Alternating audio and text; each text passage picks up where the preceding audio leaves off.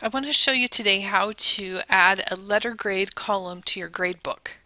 One thing you'll need to make sure you do in your gradebook before you can add the letter grade is to have a calculated or a numeric column in your gradebook. This particular gradebook has a total exercises column that you can see here is calculated.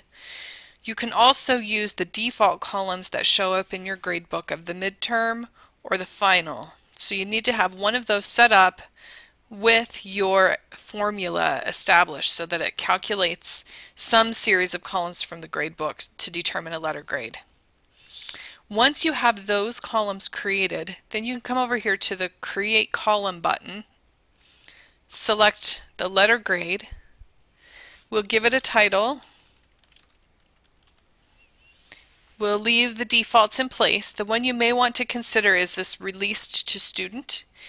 When the column appears, the student's grade will show as a failing grade because it will only increase as they do assignments. So if you do not want the student to see a failing grade in the gradebook at the beginning of the semester, you may want to consider not releasing the column to the student until the end of the semester. So consider that as you're setting it up. Then, as I mentioned, down here, based on a numeric or calculated column, so we would select the column we want it to be based on. In this case, I'm going to do that total exercises points because that's where the points will show up. So then we'll save that column,